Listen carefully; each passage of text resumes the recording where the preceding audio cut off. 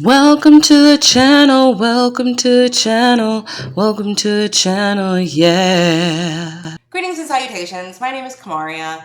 I am your resident part-time booktuber. And I am here to tell you all the books that I read for the Queer Lit Readathon round 17. The Queer Lit Readathon is hosted by Kathy T. Triphart, I think. I've done it a whole bunch of times. I read queer books a lot. So it wasn't hard. I would say 75% of my books are queer in some way. Sorry, not sorry. So for this round, so usually there's a full-time, like a full month round in June, and then like one for like a week and a half in December. So June is Pride Month, so we did a full month. And there are 16 prompts, which were all taken from all the other rounds of the Queer Lit Readathon. I doubled up on a lot of them. So the first, and there was a bingo board and everything. Actually, let me go grab something. I have all the prompts written down in here. It's the last book, the last journal standing is my reading journal, which I don't think will ever go away. So that's something. But this is my spread that I made. I might take a picture of it so you can actually see it a little better and put it on screen. All right. So we're gonna go sort of in order. For asexual representation, I read one of my favorite books of the month, which I've talked about maybe in my mid-year book tag. Yeah. The Dandelion and the Thistle by Pip Dolan. The two main characters, one main character is trans mask, and the other character is gender fluid, non-binary, and asexual. I think as the time goes on, they think maybe they're demi, but demi is still within the umbrella, so it's fine. I used the Dandelion and the Thistle for asexual representation and also beyond the LGBT because one of the main characters is also like non-binary. And asexual is technically beyond LGBT, prompt 10, so kind of works for both. I doubled up on a lot of these because could I read 16 queer books? Absolutely. But I thought I'd just double up for my own sanity and for it to be less pressure. See yourself, so that was the prompt, just any identity you feel comfortable with or that you identify with. And I could have gone with this for 2, but I used the Summer Breakdown, which is a sapphic sports romance, so that could go in sports as well. I have a lot of books that worked for multiple, just to cover all my bases, just in case, because I DNF a lot, because life is too short and there are too many books for me to read a book that I am not enjoying. So a lot of these prompts doubled up. My books doubled up for prompts. So see yourself, one of the main characters, she has bipolar disorder. I'm not bipolar, but there were a lot of times in there because she had an episode where she was really depressed. Trigger warning. So if you struggle with depression, there was a lot of thoughts in there that I also felt very strongly at one point in my life. And I cried when I read that book. So I definitely, it resonated with me because if you have any mental health struggles, I think anybody with mental health can relate to that in some way. If so. Number 3, Rainbow Cover. I am currently hate reading the Game Changer series. aka the Heated Rivalry series, because I like the show more than I like the books. And that's usually like the other way around for me. I am very much a person who the book was better, but in this instance, the books are not better. So I'm like hate reading the whole series because I think that if I'm gonna hate something, I need all the receipts and why I hate it. So I read Role Model, which is like book 5, I want to say, in the series. And it's like the tiniest rainbow you've ever seen, but it still counts. One of the characters on the front cover is wearing a rainbow pin. Okay? I can make a whole video about the Game Changer series if anyone is interested. But it won't be a fun one. If you're ready to sip some haterade. Prompt 4 was choose your own, and I picked black because I'm black. So I wanted there to be some black representation, and I read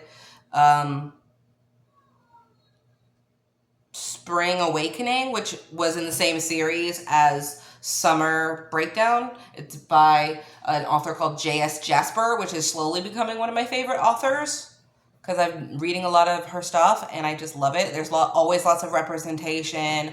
There's always BIPOC, mostly black cast, a lot, and it's sports, it's queer, it's British, but that's fine. I could have also picked this one for the See Yourself because both of the characters are bi. So it is a male-female relationship, but it's bi for bi. So he's bi, she's bi, and they just fell in love with each other. And I am a bisexual who happens to be married to a man. I know a lot of people think that doesn't count, but it totally does. And we're not going to negotiate about somebody's queerness and what is valid or queer enough on this channel. Okay. Number 5, Femme Over 40. So for this, the book I read for this also counts for prompt 14, which was nonfiction. So I read The Future is Disabled or something like The Future is Disabled. And the author in that is non-binary, but they refer to themselves as a femme presenting person. And they are over 40. I think their name is Leah. So that counts for me for Femme Over 40 and nonfiction. I went into that book with a totally different expectation, like what I thought the book was. But it's a good memoir.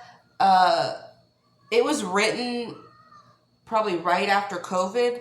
So there was like a lot of COVID stuff in there versus disabled stuff. I definitely got a lot from it, but I didn't realize how COVID focused it was going to be. And I lived through COVID. It's too soon, man.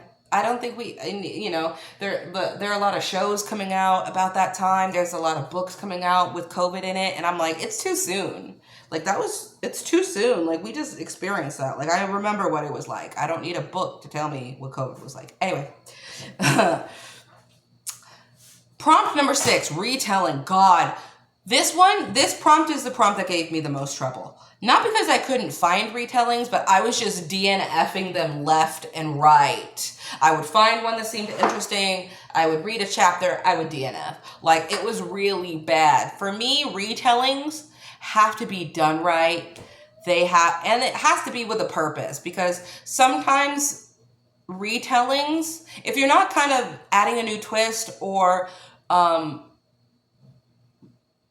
reinventing it, it's just, I will just go read the original. You know what I mean? Like, there are so many Pride and Prejudice retellings. I love Pride and Prejudice. It's one of my favorite books, but like, you got to do it right. So the one I ended up reading was a graphic novel because they're easy, they're quick to finish for me, and it's North Ranger, based off of North Ranger Abbey by Jane Austen. And I love Jane Austen.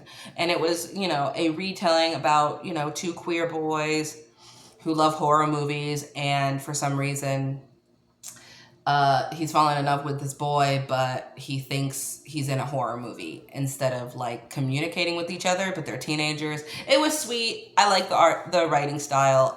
There's a lot of triggers for that because there's homophobia and things. But I definitely think it did the retelling justice.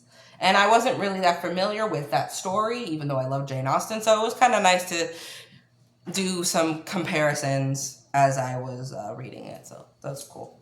Prompt 7, shorter than a novel. One of my favorite authors is Marina Vivancos, I think is how you say it. Lots of self-published stuff on Kindle Unlimited, but her stories are always heavy on representation as far as different races, different disabilities, different orientations. She's got some shifter, Omegaverse stuff in there. She's got sports Omegaverse, if that's your thing. But I love her. And so I read a novella by her called Divine, just about, a late in life kind of coming out. This guy, he always knew he was gay, but he felt like he had a lot of like trauma of I'm a man and this is what a man is supposed to act like, and then he falls in love with his neighbor. Really sweet, short and sweet, but also very like trauma, so much trauma. Queer sports. So all the books I've mentioned already, so Role Model could count for this. Because that's hockey. Then we have the 2 that I read that are in a series that I think are going to be a 4. So I'm in the middle of the series right now. The Spring Awakening and Summer Breakdown is rugby. So those could all work for sports. Messy Queers. I needed a break from, because a lot of the books I read were very trigger heavy, lots of serious themes. So I just needed a quick fun time. But Messy Queers, I read, I think, The Roommate Arrangement by Saxon James. And it's basically like best friend's brother, and that's always messy. It was fine. They have to live together because one of the characters got divorced and has to do his life, and he moves in with his best friend's little brother. So he, feels like, oh, he should be off limits, but I can't resist him, blah, blah, blah. It was fine. Regular stuff. We already talked about Beyond LGBT, folklore. So for folklore, I grouped folklore and middle grade prompt, and I read a graphic novel called Ribbon Skirt, and it's about an indigenous kid who is two-spirit and trying to figure out how they can navigate a powwow, because in a lot of some indigenous cultures, they kind of their regalia is based on gender, and because of colonialism, even within some indigenous tribes, they still kind of go by, colonizer ideals. They've forgotten their connection to, two-spirit individuals and other gendered individuals. So them basically wanting to wear a ribbon skirt, and they talk to like the ancestors in the form of their tribe's totems. So they talk to animals, but like the ancestors are speaking through these animal totems. So that's like the folklore aspect, and it's middle grade. So it was good. I liked it. I always love to find indigiqueer books because I feel like that's such like a marginalized, like one of the most niche things to find. So it's nice when I stumble across those. Let's see. Number 12, escape. So escape was one of the ones, prompts that Kathy said that you can kind of interpret this any way you want. So queer is trying to escape somewhere or escaping your life. So I read a book called Taste, and it's alien romance, if you want to call it romance. I exposing myself here, but yeah, it's alien smut. Ugh. And it's the second in a series. It has a pretty crazy premise. Basically, aliens invade and they're like, we'll give you the cure to cancer and we'll help your whole civilization, but we need something in return. And that something in return is a certain bodily fluid. Let's just say that, because I don't want to get banned. So it was just kind of crazy premise, and it definitely helped me escape real life for a while. The couple was really cute and sweet, and one of the main characters did have to kind of escape his alien world, and he gets banished. I don't know if that's really the same as escape, but then he has to like go back and get his family members out and have them escape without getting, found out. So it kind of counts both ways, but mostly I read this book to kind of get out of my own head for a while. Creepy queers, oh my God. So I'm really late to this party because it was written a few years ago, and I have tried to read this book a couple of times, the book I'm about to talk about, for the creepy queer prompt. Y'all, this book had me in a chokehold.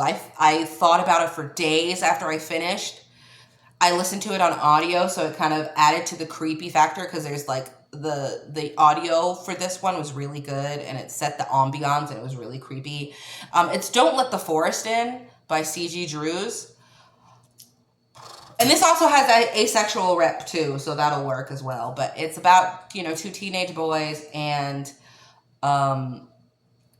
one's a writer, one's an illustrator. They're at a boarding school, so it's kind of dark academia. It has body horror, nature, forest horror, lots of mushrooms growing out of bodies, leaves being stuck in your throat and stuff. But anyway, so one's an illustrator, one's a writer, and they write these kind of creepy fairy tales, and one kid writes them, the other kid draws the creatures, and then they get back to school over the summer, and they realize that some of the creatures are coming to life, and they have to go kill them in the woods before they kill all the students in the school. There's a whole bunch of other stuff and a really big twist that I wasn't expecting. But this is like my favorite type of writing. It was purple prose. It was purple prose, lyrical writing to the max. There was a lot of metaphors, a lot of pining, yearning, because it's two teenagers who are navigating their sexuality, but they love each other, but they don't know how to express it to each other. And the main character is definitely like an unreliable narrator, because we don't know if the creatures are real, if people are hallucinating, or what's going on. And I'm not going to lie to you, I didn't know what was going on half the time, but I did not care because it was written so beautifully. Like, one of the guys was talking about how much he loved his best friend, and how he wanted to like curl inside of his ribs to be next to his heart. Like, that's how much he loved him. Like, it's stuff like that. And it gave me all the yearning. It gave me body horror. It gave me nature horror. Like I said, mushrooms growing out of people, coughing up leaves. It was so good, you guys. It was probably up there being my favorite book of the month. And I would never have gone back to this book without the Queer Lit Readathon, so I'm very grateful, because I had DNF'd this before. It's so good. Like, ridiculously good. It's probably going to go in like my top books of the year for sure. And then we talked about non-fiction. Oh, and then the last one was alliteration, and I think it's called Stitches and Spells, or Spells and Stitches, Spell Work and Stitches. It's kind of like a historical, it's sapphic, It's about two women. One's a healer, but she's got real bad anxiety. One is a wolf shifter, but people don't like wolf shifters in this world.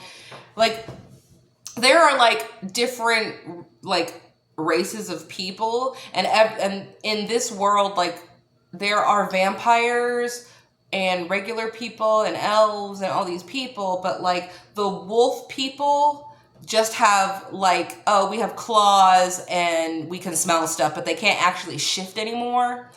um until like there's one wolf every 100 years that gets enough magic to be able to shift, and everybody hates her and tries to hunt her and kill her and stuff. And the main character, the love interest, her little brother got killed by a wolf. So they're falling in love with each other, but she's kind of having to keep the secret. Like, hey, I'm a shifter girl, but I don't want to tell you because you're afraid of wolf people. And yeah, it was cute. It was lovely. It was sweet. I had no problem with it. Am I going to put it down as like my favorite book of the year? No, but it was still nice. And I need to up my sapphic game. But this video was longer than I wanted it to be. That was the Queer Lit Readathon. I read other books outside of the Queer Lit Readathon. A few just that didn't fit any prompts, but they were still queer. Like I said, I don't have any problems reading queer. And then for July, I think I'm doing the Disability Pride Month readathon. It's something I found on Instagram. I did it last year.